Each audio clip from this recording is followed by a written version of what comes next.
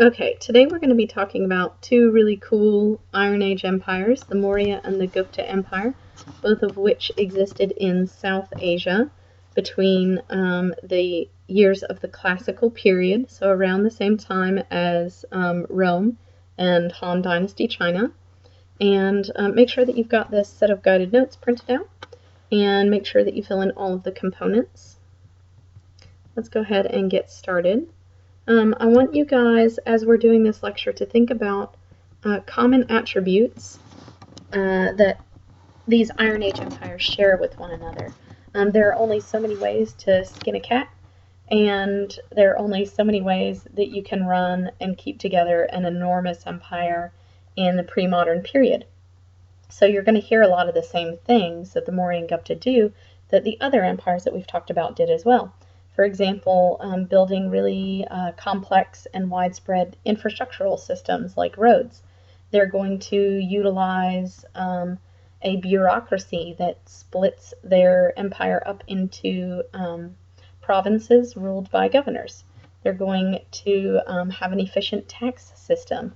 They're going to use standardized currency, really pretty gold coins you can look up from the Gupta period, especially if you just Google image it, okay? So we're going to be looking at a lot of different ways that an empire can stay unified, and we're going to be hearing a lot of the same things that we've already talked about, but just in a different location and with slightly different characteristics. You're also going to hear a lot about the social hierarchy that's unique to South Asia, and forming an ideology which can help justify the social hierarchy and the system of inequality that's present. So let's do a quick review of what was called the Varna system. I sense there was a little bit of still confusion about that. So India has a very special social hierarchy system called the caste system, or the Varna system. It comes about as a social hierarchy based in the ideas of Hinduism. And this is a common feature for all of the Iron Age empires. Iron Age empires justify their systems of inequality within the social hierarchy through religious justifications. Okay? They use religious backing to help them understand and enforce the social hierarchy. And India is no different. This Varna system is directly connected to Hinduism. So at the top you have Brahmins, which are priests. They are in charge of conducting the rituals that maintain the order of the universe and the cosmos. It's a big, important job. The Kshatriyas are warriors. A lot of kings, actually, at least according to some historians, come out of the Kshatriya caste because their job is, of course, warfare. And how do you form an empire but go to war and conquer your neighbors? The Vaishyas are artisans. These are people that make things. It's not a lowly position. You can be very skilled, right? So, for example, a member of the Vaishya class made the rock pillar sculpture that you see on the left-hand side of the screen. And at the bottom of the social hierarchy are Shudras, or peasant farmers. Outside of the Varna system, which is justified through religion, is a group called untouchables. They don't have a caste. They are not part of the social hierarchy. And the idea within Hinduism is that by focusing on the specific duties assigned to your class, so the specific dharma, the duty of your caste, you can gain merit or good karma, and in your next life, because of course in Hinduism there's a cycle of reincarnation, and in your next life you might get reincarnated up the social hierarchy until finally the goal is to stop being reincarnated and rejoin Brahman, which is sort of the concept of God. Okay? And in Hinduism, that concept of God can take a huge variety of forms. Okay? In other words, within Hinduism, there are literally millions of different gods that can be worshipped. They're all supposed to be sort of iterations of Brahma. However, your goal is kind of to rejoin that universal God spirit. So your soul's got to get out of this cycle of reincarnation, and you do that by moving up through this social hierarchy. And it justifies the position of people who are lower within the social hierarchy and higher within the social hierarchy through religion, right? If you completed the duties of your caste, if you completed your dharma, then you had good karma, and of course you're higher up on the social hierarchy. If you somehow failed at completing the duties of your caste, then you would be reincarnated at a lower position. And so your position, being born into, for example, a low caste family, is justifiable through that religion. All right. There are also jati within each of these castes. A jati is equivalent to a job. Please write that down. There are a lot of different jobs within each of the castes, right? There's not just one kind of warrior. There's not just one kind of artisan. There's not even just one kind of farmer, right? Jati are associated with jobs, but they're also important because they provide the one mechanism, other than dying and being reborn, through which you can move positions within the social hierarchy. The movement within the Indian caste system, within the Hindu caste system, is very small. There is not a lot of movement that can take place. Okay, you can't, for example, skip from a Vaishya up to the Kshatriya caste. You're born into one and you die in one. However, your jati can move within that caste. So, for example, if you gain wealth or property or an important political position, then your whole job group can become more important within the caste, and that's how you can experience some movement within this very strict social hierarchy. There was a question of comparison on the last quiz about comparing the social hierarchy of India and Hinduism with that of Confucianism. And Confucianism also has a very structured system, right? You're born either a man or a woman. You are either young or old. You are either the elder or the younger. However, in Confucianism, you can join the Imperial Academy if you had enough money or you could find a sponsor. You could study really hard if you were smart. You might be able to pass the Confucian exam system and win a spot based on your personal merit in the Confucian bureaucracy, which was a really high and elite position. So, you can see that there's a lot of similarities in how these social hierarchies work during this time period. There is some movement, but it is pretty static. All right, as with all social hierarchies in this time period, the caste system is justified by a religious underpinning. So there is a religious idea, a religious story found within the Rig Veda that justifies all these different castes. And it's the story of Purusha, and we actually read this story in class.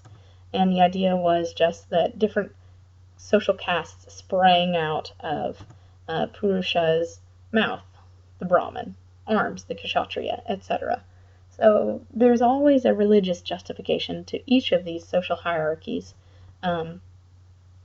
If you think about Rome, for example, the emperors, after their death, were often declared to be gods and could be honored in the cult of emperor worship, right? It's a system that justifies the elite position of some people and the depressed position of other people. All right, now that we've had a little review, I'd like us to begin talking about Maurya and Gupta India. Again, these are classical period Iron Age empires, meaning that they use iron weapons to coerce their neighbors and conquer them and build up their empires. The Mauryan Empire, you can see here on this map, incorporates almost all of India except for the very southern portion, and it also incorporates areas which are today like Nepal, Bangladesh, Pakistan, and parts of Afghanistan. It's a really, really large empire. It's hard to express how big this is. But if you take India off of a if you take India off the map and set it onto the United States without Alaska on it, India is pretty close to the size of the continental United States. So that might help you kind of get a grasp on how big it is. You can see here in green, this is the original sort of area of the Mauryan Empire, conquered first by Chandragupta. He's going to be a really big conqueror. And then all these parts in bluish purple were added by his grandson Ashoka, who's going to be the most important of the Mauryan emperors. There's their capital right there at Pataliputra, and the home state of these guys right over here on the right-hand side of the map, from which they launched their invasions of all the other areas of India. All right, let's talk about Chandragupta. He is a conqueror, just like all the other builders of Iron Age empires. He is the ruler of a small-ish state in northeast India. He goes out and he conquers his neighbors, and he centralizes and brings together India, almost the whole thing, as one empire. You can think of him almost like the first emperor of China, Shi Huang. He was the first Qin dynasty emperor. If you'll recall, he brought China out of the Warring States period. He was the ruler of the Qin state, and he used new weapons like iron and good generaling, and he was able to conquer his neighbors in China to form the Qin dynasty, which the Han later built on. Chandragupta is very similar. He's a conqueror. He starts in his state and then goes out and conquers the others. He's going to create a very centralized state, which, just like all the others, is divided up into provinces that has governors and districts and collects taxes efficiently and at certain times of the year and in known quantities. He's going to enforce laws that are fairly consistent over the large space of his empire. He will end his life a little bit paranoid. He's always afraid somebody's going to come to assassinate him, which kind of understandable given how powerful he is. But he has a really interesting ending story, and I want to highlight it because we need to talk about a religion called Jainism, and you can see it right there. So put a big star beside this fourth bullet point, a really big star right beside maybe that word Jain, or highlight it or something, okay?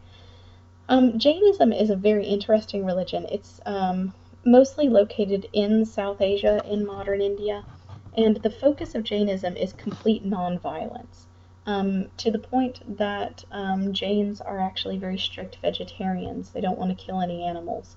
And Chandragupta actually gives up the throne before he dies. He hands it off to his son, and he goes away and he joins a Jain monastery where he focuses on those nonviolent principles, and he tries to completely rid himself of all of his worldly desires, which is very interesting because one of your worldly desires, of course, is food.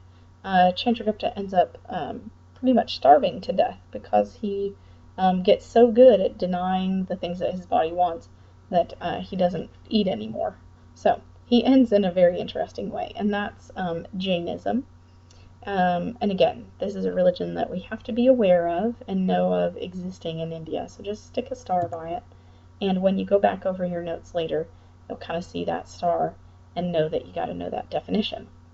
All right, Chandragupta has an advisor named Kautila, and he writes a book that most students will associate or make a connection with Machiavelli's book called The Prince. Machiavelli is a European author of the kind of 14 to 1500 time period, and he basically said, just like Kautila did, only 1500 years earlier, that the state needs to be very strong, that laws need to be very strict, and that rulers need to have ultimate authority.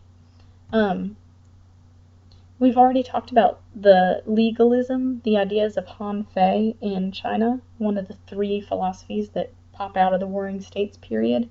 Kautila's ideas in the Arthashastra are really similar to this.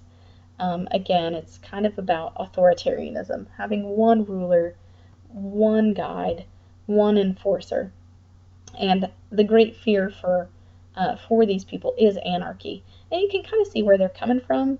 They were around at the very beginning of their dynasties. So, for example, the Qin dynasty follows the philosophy of legalism. So,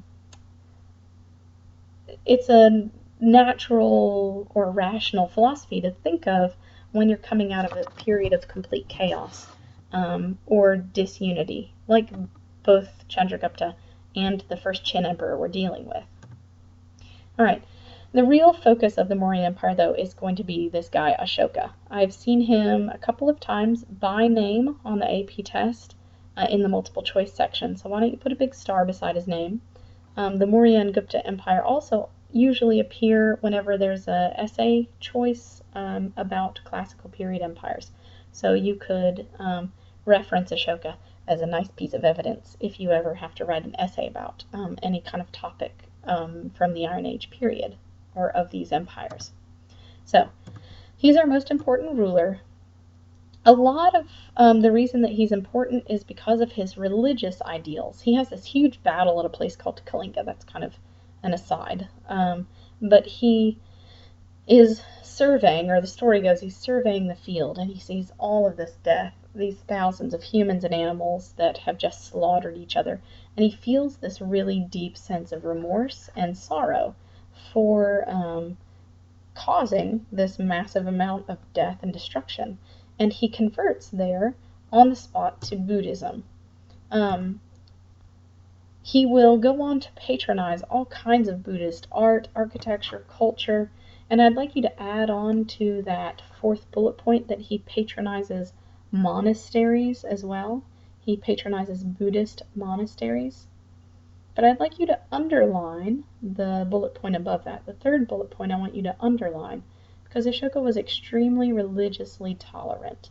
So although his own focus is Buddhism, India is so large and so diverse, and Hinduism as a religion is so able to incorporate new ideas because of all of the different gods that they have, that it's really not worthwhile to be religiously intolerant in India. You're not going to get very far.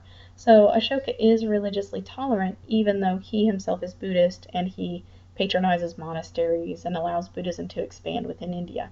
So it is important to note, though, that the Mauryan Empire is, after Ashoka, primarily a Buddhist empire. They have Buddhism as their state ideology. And it is a Buddhism, mixed with the realities on the ground in India, like the caste system, which comes out of Hinduism. But nevertheless, that's going to be their state ideology. Buddhism really arises, we'll talk about this later, but Buddhism really arises not only as the ideas of Siddhartha Gautama, who later becomes the Buddha, but it also arises out of a critique of the Hindu caste system, which is an interesting point. Pretty much, people who became Buddhist felt like the caste system was unjust, which of course it was unjust. You're born into a social position and die in that social position. But Buddhism really, as you read in Strayer already, says that anyone's soul can attain enlightenment at any time. You don't have to go through all of the different castes to get to enlightenment. You can just do it, right at this moment. So Ashoka is an interesting character due to that religious tolerance that he feels and his Buddhist beliefs. He's going to do this thing. It's actually a picture of one on the left. That big thing with the lions on it is the top of a pillar. He puts up a zillion pillars all over India, kind of declaring the peaceful intent of his empire, describing Buddhist precepts, talking about himself as a benevolent Buddhist ruler, justifying his rule through the lens of promoting Buddhism, justice, peace, all kinds of nice Buddhist virtues. And you can see on this map rock and pillar edicts. Any little circle or triangle in India is actually the location of one of these big pillars with all these nice inscriptions on it. And also, it's a really nice view of the empire under Ashoka. All right. All of these big rock and pillar edicts have pretty much a series of laws written on them, kind of general precepts about how the universe should work and how an empire should be run and how people should behave. And they're written in Sanskrit, which is the traditional language of the Brahmin who did Hindu ritual. But we also find pillars in Greek, pillars in Aramaic, which is a Semitic language. It's located in the Middle East. It's what Jesus spoke on like his regular everyday language, kind of related to both Arabic and Hebrew. And all these different languages show you how diverse or cosmopolitan Ashoka's empire is. And let's put 3 lines under that word cosmopolitan, meaning diverse, because it's a really important word. You'll hear me reference it an awful lot this year.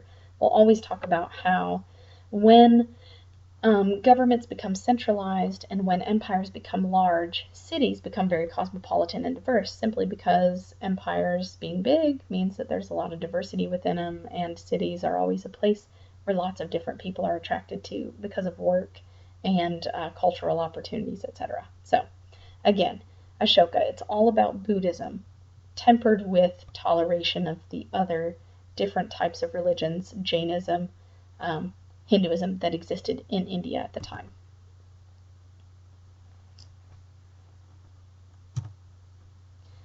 All right.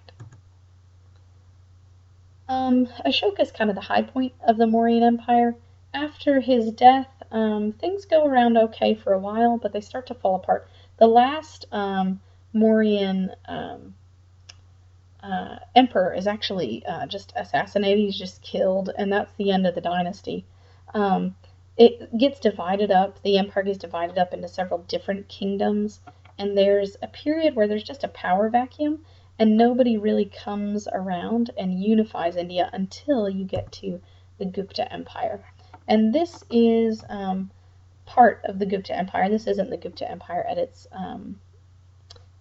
height. It's the Gupta Empire, in its kind of smaller stage. And the Gupta Empire actually kind of starts in the same place that the Mauryan Empire did, over there in the northeastern part of India, kind of over in this area. And it's just like the other Iron Age empires. They're good at centralizing power, using coercion, and conquering their neighbors. And they go out and form an empire. And it's around in the very late classical period. Rome, by 320 CE, is beginning to collapse. The Han Dynasty, by 320, has been gone for almost 100 years. The Gupta Empire will last very late, almost to the end of the classical period. The classical period ends in 600 CE, and the Gupta Empire is over by about 550. All right. The Gupta Empire is really important because they make a ton of money. They make bank off of their exports. They have really great exports. Cotton and pepper are both exported out of India.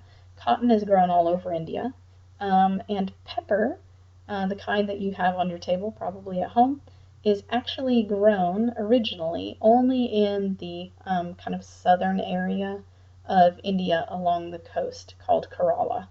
And they make a lot of money through this trade, and they are able to influence other geographic areas with their culture because they're trading with so many different people. And if you look at a map of India, let's actually just go back here, you can see it's just surrounded by the ocean. And what the Indian traders will do, of course, is just, get in boats and ride the monsoon winds over to their closest neighbors on either side, and they will trade with them. And they're going to spread their cultural influence through that trade. There's a big change in terms of religion, a really big change. The Guptas are primarily focused on Hinduism, not Buddhism anymore. Now, the Guptas are tolerant, but But what kind of happens is because Hinduism is so open to incorporating other gods as different incarnations of Brahma, Buddhism kind of just merges back into Hinduism. Buddha becomes another incarnation of a Hindu god. He's just one of the many different incarnations of Brahman or Shiva or Vishnu. So there's really no need for a separate Buddhism. The Buddha is still being worshipped. People are still doing Buddhist practices. It's just under the umbrella now of Hinduism. And Buddhism will actually find its home in this period over in China, where it spread via, of course, trade, because there are so many cool products going in and out of India.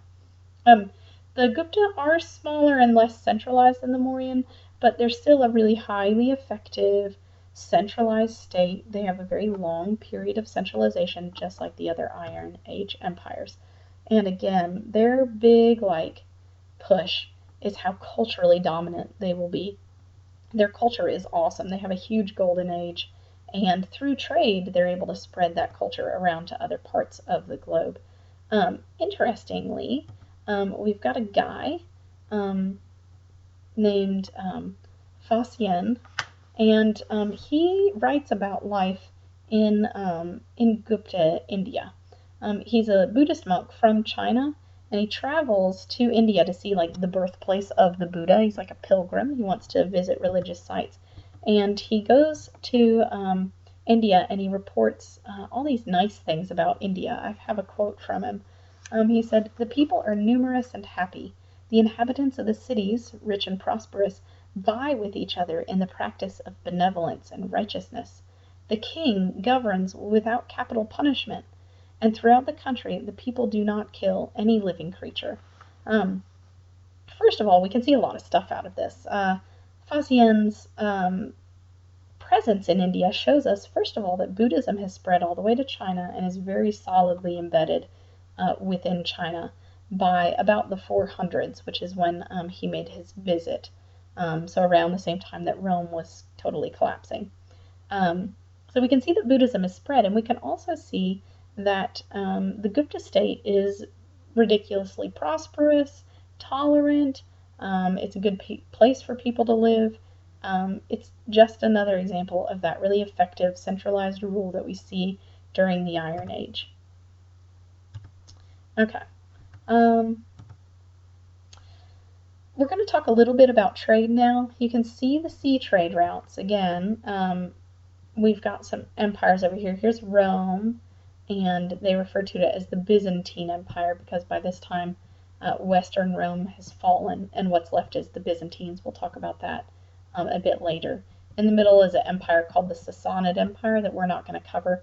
It's another empire based out of Persia. And over here, of course, is the Guptas. And they got pepper down here in Kerala. They grow cotton all over, and everybody wants those products. So, actually, let's go backwards. Spices. Spices are going to go from Southeast Asia and Indonesia into India. And pepper, especially, is going to leave the coast of Kerala and be spread everywhere else. So spices are going both in and out of India, but different spices. Going out of India is pepper, and going into India are spices from Southeast Asia like cinnamon, nutmeg, and cloves. You've also got cotton goods, and I think that's the most important one to note down. Cotton is being exported from India in huge quantities, and silk is being imported in. China at this time still had a monopoly on the making of silk. They were the only ones who knew how to do it, and so they were exporting silk all across Eurasia. All right. Again, the big deal with the Gupta is their art, their architecture, their culture. Here we see a place called Borobudur, which is a Buddhist temple. It's in Indonesia. Indonesia is this place right here. And Borobudur, if I'm not mistaken, is located on this island right here. And I might be wrong about that, though. I'm not sure. What you see here, though, is basically an exact replica of an Indian temple. it could be either Hindu or Buddhist, really, but in this case it's a Buddhist temple. I mean, you can see in the middle, this helps you know it's Buddhist, this thing sticking up here is usually known as a stupa, and it is the place where important objects are held, namely relics or holy objects from past dead saints or people like the Buddha himself, right? So it could be like, here's a tooth of the Buddha. Here is the sandal of the Buddha. That kind of thing would be inside a stupa. It's that thing sticking up right there. And all these different things kind of represent the levels of enlightenment. And if you can see how elaborate it is, you can kind of understand what Hindu art looks like. It's very different from the Greek or the Hellenistic art that we've looked at already this year.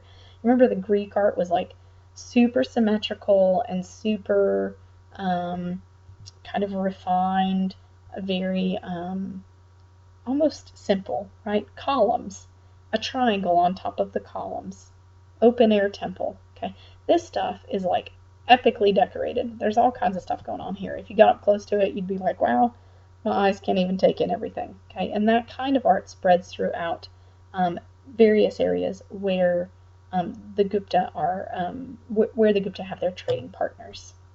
All right, they've got a bunch of awesome stuff that they do. I'm going to highlight a couple. Okay, in terms of medicine, I think the most important thing is inoculations.